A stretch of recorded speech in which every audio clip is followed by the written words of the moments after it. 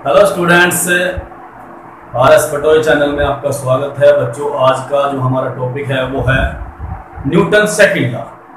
Last lecture बच्चों जरूर देखें। लास्ट लेक्चर में हमने क्या किया था, न्यूटन फर्स्ट लॉ किया था और उसके बड़े इंपॉर्टेंट न्यूमेरिकल हमने किए थे। तो अब हम करेंगे Newton second law.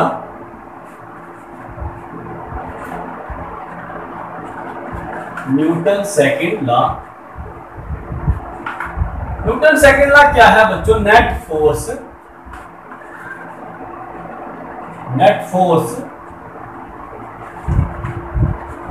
Acting on a body और a system is equal to rate of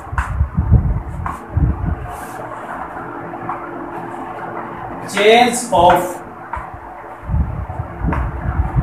linear momentum।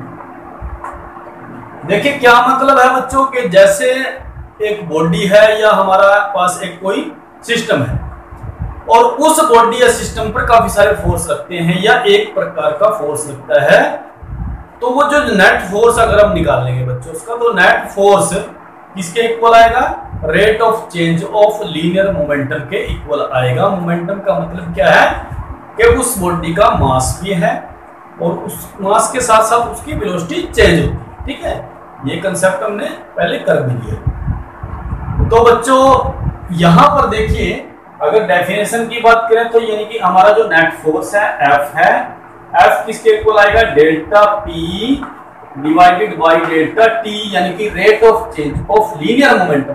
P का मतलब क्या है? लीनियर मोमेंटम से, और वो चेंज होता है विद रिस्पेक्ट टू टाइम। ठीक है, एक और स्टेटमेंट है बच्चों इसकी जो आप पहले पढ़ के आए हैं, वो क्या है? ma, F is equal to ma। तो दोनों स्टेटमेंट में फर्क है बच्चों, दोनों स्टेटमेंट ही सही है।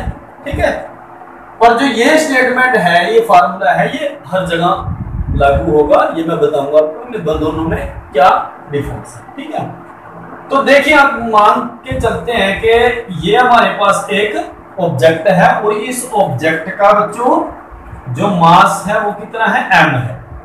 ठीक है, अब इस पर मैं फोर्स लगाता हूं F, मैंने फोर्स लगाया तो क्या फर्क पड़ेगा बच्चों इस पर? इसकी वेलोसिटी सपोज करें, इनिशियल वेलोसिटी इसकी u थी। जब इस पर फोर्स लगेगा तो ये ऑब्जेक्ट मूव करेगा और कुछ टाइम के बाद सपोज करें यहां से लेकर यहां तक का जो टाइम है t है, और उस t टाइम में बच्चों ये यहां पर पहुंच जाता है और उसकी वेलोसिटी चेंज हो जाती है, और यहां पर वेलोसिटी उसकी फाइनल वेलोसिटी कितनी होगी?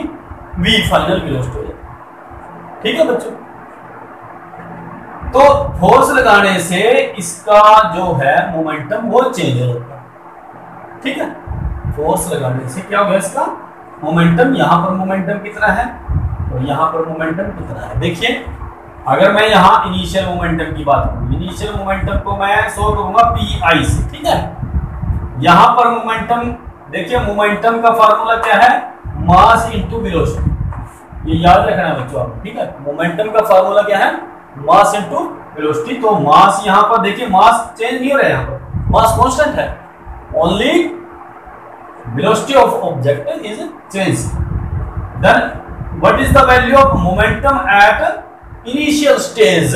Then Pi is equal to m, which is constant in both the case, and m into what is the velocity? Initial velocity u, m u।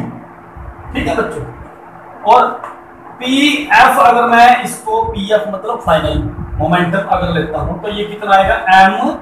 mv, यानी कि ये मोमेंटम चेंज हो जाता है। Initial momentum कितना था और चेंज होकर फाइनल मोमेंटम कितना। ठीक है, तो बच्चों F किसके इक्वल है? Change, rate of change of linear momentum. Linear momentum कितना? नेट मोमेंटम निकाल लेंगे हम, चेंज इन मोमेंटम निकाल लेंगे तो वो कितना आएगा? Pf minus PI divided by T, कितने टाइम में? T टाइम में। ठीक है, अगर मैं इसके अंदर वैल्यू पुट करता हूं, what is the value of p f is equal to mv minus mu और डिवाइडेड बाई टी। m यहां पर कांस्टेंट है तो m को मैं बाहर निकाल लेता हूं, तो ये कितना आ जाएगा v minus u divided by t, divided by t. Then f is equal to, यहां पर इसको आप देखो बच्चों, ये क्या है? अगर इसको आप ध्यान से देखें तो ये क्या है? Change in velocity, change in velocity divided by time. What is this? This is acceleration. This is acceleration. A is equal to v minus u divided by t. तो इसकी वैल्यू पुट करो बच्चे यहां पर, तो वैल्यू क्या आएगी? m f is equal to m, और ये हमारे पास कितना आ गया? a, तो f is equal to m a। ठीक है बच्चों, तो वही हमारा फार्मूला यहां से ड्राइव हो जाता है जो हमने पहले प्रीवियस क्लासेस में पढ़ रखा है। दोनों में फर्क है, ठीक है। ये जो फार्मूला है ये only applicable when m is constant. यहां पर हमने देखा मास यहां पर कांस्टेंट है, तो इफ m इज कांस्टेंट, अगर मास ऑब्जेक्ट का चेंज नहीं होता है, कांस्टेंट रहता है, तो ये फार्मूला हम यूज करेंगे, ठीक है। अगर चेंज होता है तो फिर ये भी यूज कर सकते हैं हम, ठीक है। समझ में आया बच्चों? अब देखिए एक हम आर्टिकल करेंगे, नेक्स्ट टॉपिक करेंगे आगे, उसमें रॉकेट का हमने टॉपिक करना है, ठीक है। तो रॉकेट वाले में ये आप नोट करें बच्चों, ये इसका डेरिवेशन है f इक्वल टू m है, ठीक है, बुक में भी आपको मिलेगा ये, तो आप पॉज करके इसको नोट कर सकते हैं। तो देखिए अगर एग्जांपल की बात करें तो रॉकेट देखा होगा बच्चों आपने, तो रॉकेट में वहां पर हम कंसेप्ट में करेंगे, तो जब रॉकेट अपवर्ड जाता है, ठीक है, उसमें मास होता है, इनिशियल मास उसका m होता है, ठीक है। जब वो स्टार्टिंग में हम उसको प्रोजेक्ट करते हैं, ठीक है, तो उसका इनिशियल मास कितना होता है? m होता है। बट जैसे ही वो बड़ी फास्ट स्पीड के साथ, फास्ट स्पीड अगर मैं कहूं कि लाइट की वेलोसिटी के साथ, उसके आसपास की वेलोसिटी के साथ वो मूव करता है, तो तब इसका मोमेंटम यानी सॉरी यहाँ पर मास है जो वो उसका चेंज हो जाता है। क्यों चेंज हो जाता है? क्योंकि इसमें जो फ्यूल है बच्चों, जो इसमें फ्यूल है वो बर्न हो जाता है, ठीक है, वो क्या हो जाता है? बर्न होता है, फ्यूल खर्च होगा ना। अब फ्यूल का भी तो अपना मास है बच्चों, ठीक है, तो टोटल मास है वो भी उसमें काउंट है। तो जैसे जैसे फ्यूल खर्च होगा उसका मास भी चेंज होगा, तो यहां पर मास उसका चेंज होगा, ठीक है। और क्यों चेंज होगा? जैसे जितना फ्यूल खर्च होगा ये ऊपर की तरफ जाएगा, और जो एग्जॉस्ट गैसेस हैं, ठीक है, समझे बच्चों, और वो पीछे की तरफ निकलेंगे, ठीक है। जितनी एग्जॉस्ट गैस निकलेगी उतना ज्यादा मास उसका, उतनी ज्यादा उसकी वेलोसिटी भी चेंज होगी और मास उसका चेंज होगा। तो यहां इस केस में मोमेंटम भी चेंज होता है, ठीक है। तो यहां ऐसे केस में बच्चों हम ये वाला जो फार्मूला है वो यहां नहीं लगा सकते, ठीक है, ये फार्मूला नहीं लगा सकते। दूसरा, अगर कोई फास्ट स्पीड के साथ कोई भी ऑब्जेक्ट मूव करता है, वहां पर भी बच्चों हम जो ये फार्मूला नहीं लगा सकते, ठीक है। तो जैसे अगर एक फार्मूला आप नोट करें, m is equal to m naught divided by 1 minus v square by ये था c स्क्वायर, ठीक है। तो m यहां पर क्या है बच्चों? ये रेस्ट मास, ठीक है, ये क्या है? Rest mass. अब जैसे वेलोसिटी चेंज हो जाती है, वेलोसिटी यहां कंपेयर किसके साथ करें? c के साथ कंपेयर करें, ठीक है। भी कोई ऑब्जेक्ट है वो, अगर देखिए, अगर c वेलोसिटी, c क्या है? वेलोसिटी ऑफ लाइट की वेलोसिटी से अगर मान लिया ये वेलोसिटी बढ़ जाती है, उस ऑब्जेक्ट की वेलोसिटी बढ़ जाती है, तो इस रेस्ट जो मास था, ओरिजिनल मास था, इनिशियल मास था उसका, तो उसके साथ कुछ ना कुछ कंपोनेंट ऐड हो जाएगा, और जो एक्चुअल में उसका मास होगा वो बढ़ गया, ये चेंज होएगा, कम होएगा या ज्यादा होएगा, ठीक है। यहाँ पर कम हो रहा था मास, यहाँ पर रॉकेट के केस में मास कम होता है, ठीक है। अब करेंगे इसको। पर ऐसे केस में हम इसको ये फार्मूला नहीं लगा सकते, ठीक है। तो ये बच्चों बिल्कुल बड़ी इंपॉर्टेंट बात है, ये समझ में आना चाहिए। तो अब ठीक है, नेक्स्ट क्या है इसमें,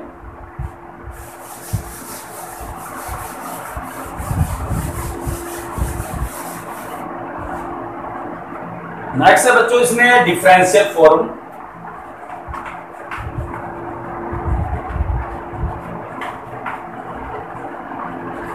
ऑफ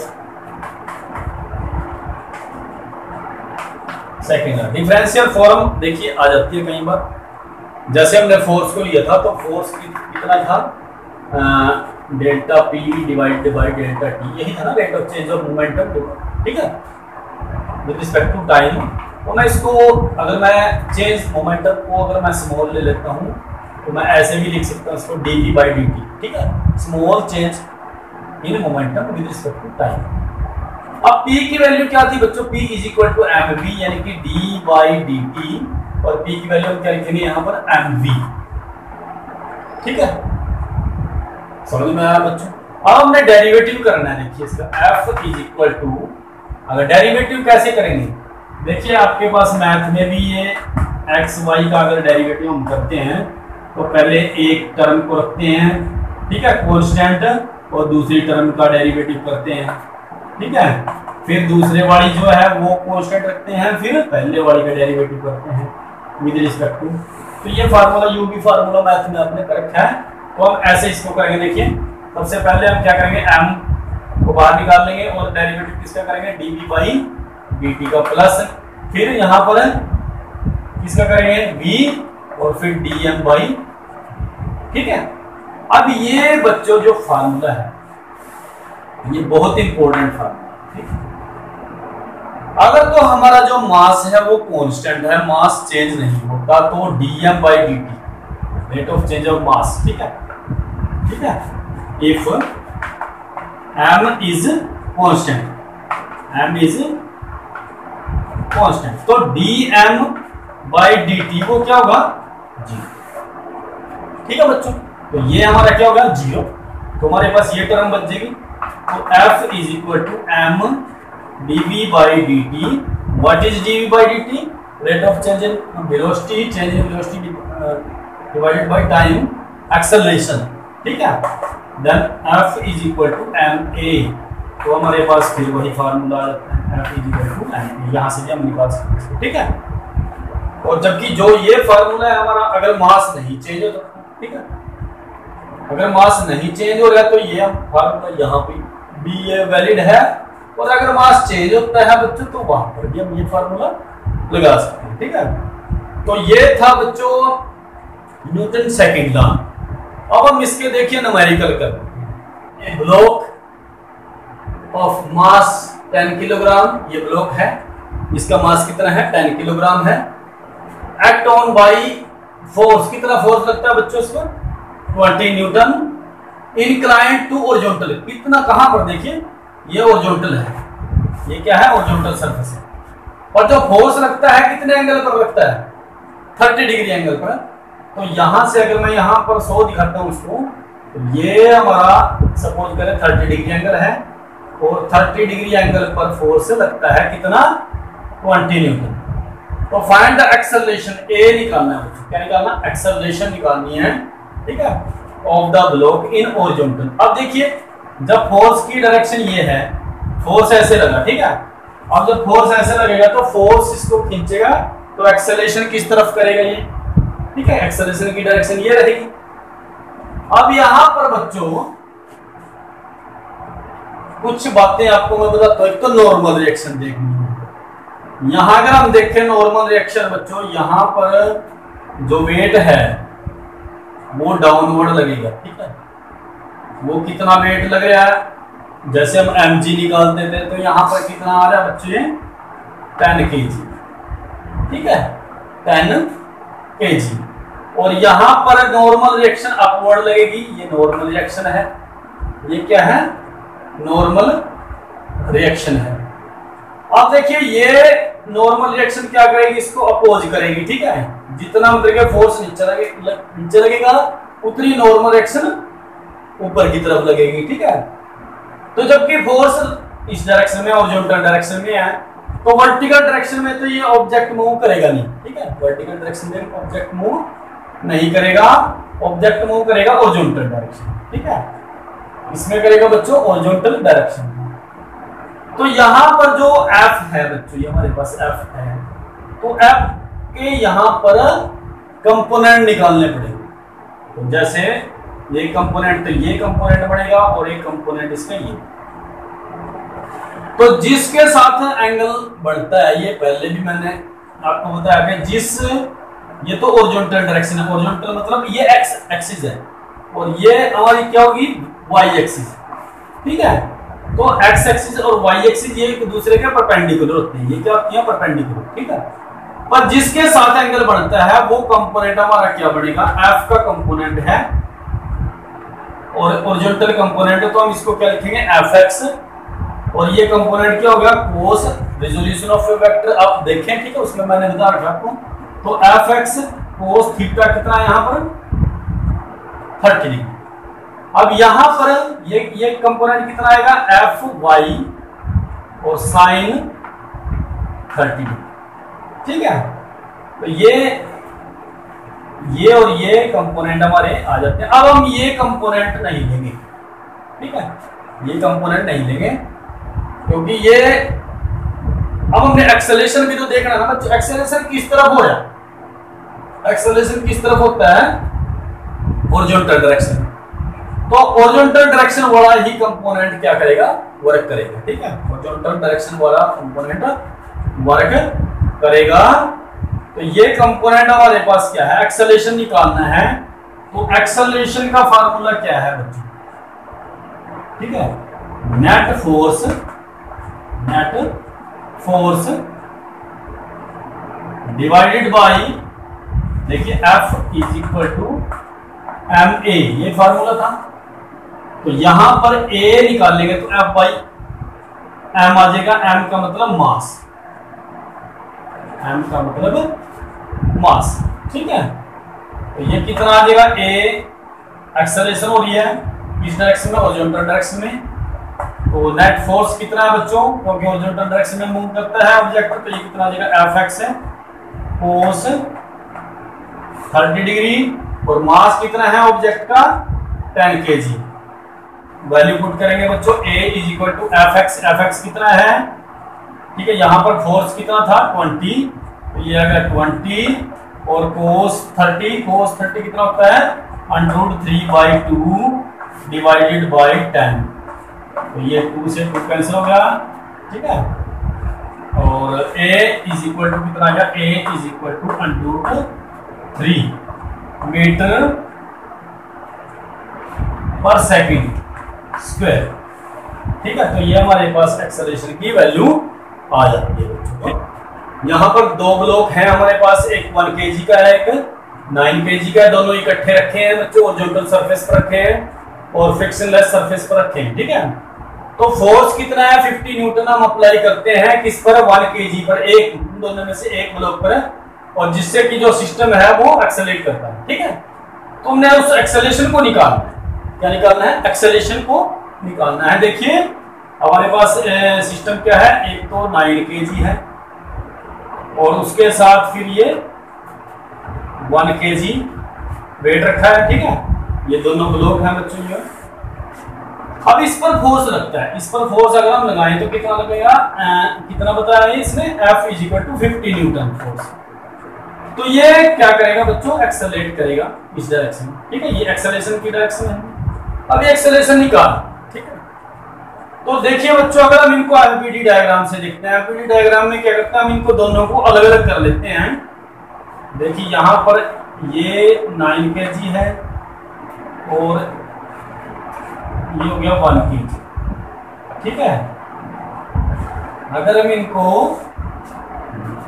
थोड़ा सा अलग करके देखें, एक्चुअल में फोर्स कहाँ कहाँ लगता है, ये F है बच्चों, ये कितना होगा 15 न्यूटन, और ये एक्सेलरेशन सेम डायरेक्शन में एक्सेलरेशन रहेगी क्योंकि इस तरफ से फोर्स है, तो एक्सेलरेशन ये।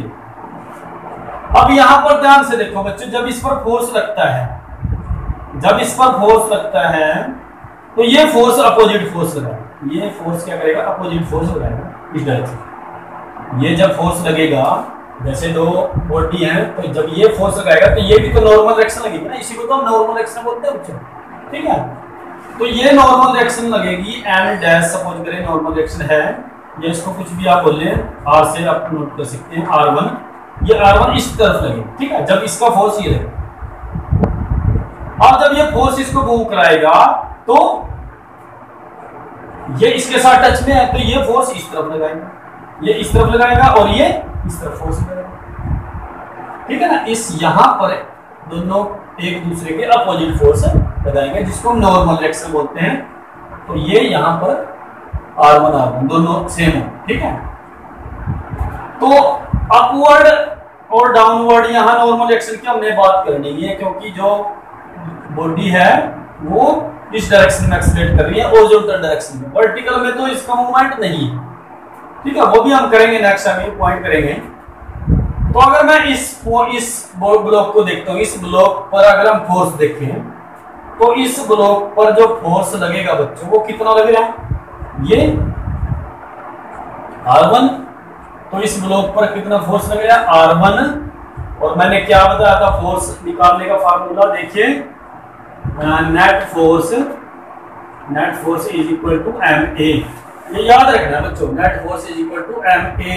नेट फोर्स इस पर एक एक बॉडी लेके चलेंगे हम, इस बॉडी पर नेट फोर्स कितना है R1 है, ठीक है, क्योंकि ये तो बैलेंस कर रहा है एक दूसरे को, ठीक है, तो R1 है। और कितना आ जाएगा, net force is equal to MA, R1 is equal to M, mass कितना है 9 न्यूटन, 9 इंटू A, ठीक है, इसको ठीक लिख रहे हैं बच्चों, 9 इंटू A आया, समझ में आया बच्चों, ठीक है। तो 9A आया, 9A। उसके बाद अब यहां पर देखेंगे हम, अब यहां पर अगर देखें बच्चों आप, एक फोर्स तो ये लग रहा है 50 न्यूटन का, और एक फोर्स ये लग रहा है इस तरफ, ये बॉडी, ये 9 kg वाली जो बॉडी है वो इस तरफ लग रही है, ये अपोजिट डायरेक्शन में, ये इस तरफ लग रहा है, ये इस तरफ लग रहा है, ठीक है। तो नेट फोर्स क्या होगा, नेट फोर्स बॉडी किस तरफ मूव कर रही है, इस तरफ मूव कर रही है, तो ये फोर्स ज्यादा है, इसका मतलब F माइनस कितना R1, ये नेट फोर्स हो गया, is equal to mass into acceleration, तो मास कितना 1 kg, यानी 1 न्यूटन इंटू एक्सेलरेशन मतलब A। तो F माइनस R1 की वैल्यू डायरेक्ट रखो यहां से, तो ये 9A is equal to 1A, और F इज इक्वल टू कितना आ जाएगा बच्चों 10A। जबकि हमने निकालना क्या है, A निकालना है, एक्सेलरेशन निकालनी है, तो F की वैल्यू हमारे पास है कितनी है 50 न्यूटन है, तो 50 इज इक्वल टू 10A और A is equal to 5 metre, ठीक है, पर सेकंड। तो ये हमारी एक्सेलरेशन आएगी इस इंटरफेस, ठीक है। तो ऐसे इस एक्सेलरेशन के साथ ये जो ऑब्जेक्ट है वो मूव करेगा। कभी भी इस तरह मान लिया आपके पास दोनों, जैसे दो बॉडी है, 3 बॉडी है, तो अगर जब अब हम करते हैं, देखिए 3 बॉडी का हम करते हैं, तो उसमें कैसे करना है, सेम यहाँ पर देखना कि एक बॉडी है उस पर कितने प्रकार के फोर्स लग रहे हैं, और उसको हमने न्यूटन सेकंड लॉ पर अप्लाई कर देना, ठीक है। यहाँ पर देखना कितने फोर्स लग रहे हैं, नेट फोर्स हमने निकालना, ठीक है। तो यहाँ बिल्कुल आपके समझ में आना चाहिए। अच्छा, इसका डायरेक्ट भी हम निकाल सकते हैं। देखिए डायरेक्ट निकालने का मेथड क्या, शॉर्टकट A निकालना है, तो यहाँ से A की तरह निकलेगा, A is equal to net force divided by M, ठीक है, net force divided by M। अब यहाँ M क्या है, टोटल मास कितना है 10, ठीक है, F कितना है 50 डिवाइडेड बाई मास कितना है टोटल जोड़ देंगे क्योंकि फोर्स दोनों पे लगेगा, तो कितना आ गया 10। तो यहाँ से ऐसे भी हम निकाल सकते हैं, ठीक है, मीटर पर सेकंड स्क्वायर, ठीक है। तो अगर ऐसे करोगे तो ठीक रहोगे, ठीक है। यहाँ पर लास्ट न्यूमेरिकल में क्या थे, 2 ब्लॉक थे, 2 ब्लॉक थे, यहाँ पर हमारे पास 3 ब्लॉक है। बड़ा इंपॉर्टेंट क्वेश्चन है, और तीनों ब्लॉक पर जो फोर्स लगा है वो जो 4 किलोग्राम है जिसका मास, उस पर फोर्स लगा, ठीक है। तो इसको भी आपने वही उसी तरीके से करना है। क्या करना है, सबसे पहले हम FBD डायग्राम अगर देखें तो देखिए अलग अलग हम इसको शो करते हैं।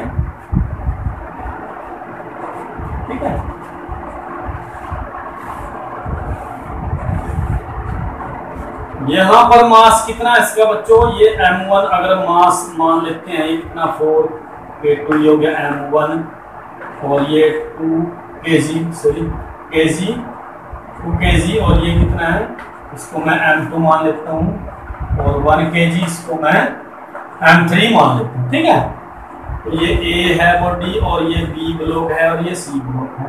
तो एक्सेलरेशन अगर फोर्स इस पर रखता है, फोर्स इस पर रखता है, F कितना रखता है 14 न्यूटन। ठीक है, तो 14 न्यूटन फोर्स रखता है तो इसका एक्सेलरेशन कितना होगा A, इसका एक्सेलरेशन कितना होगा A, इसका एक्सेलरेशन कितना होगा A, क्योंकि दोनों का तीनों का एक्सेलरेशन सेम है। तो सबसे पहले तो हम एक्सेलरेशन निकाल लेते हैं। ठीक है, एक्सेलरेशन निकालने का फार्मूला क्या है, A is equal to total force, force कितना बच्चा 14 डिवाइडेड बाई टोटल मास। ठीक है, टोटल मास कितना m1 plus m2 plus m3 यानी कि 14 कितना आ जाएगा 4 प्लस 2 6 7 और ये कितना गया A is equal to 2 metre पर सेकंड स्क्वायर। ठीक है,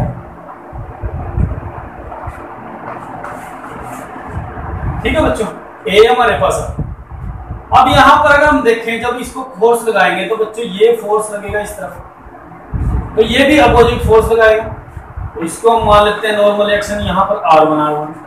अब यही सेम केस यहाँ होगा, ये फोर्स इस तरफ लगाएगा, ये फोर्स इस तरफ लगाएगा, ये नॉर्मल एक्शन होगी R2।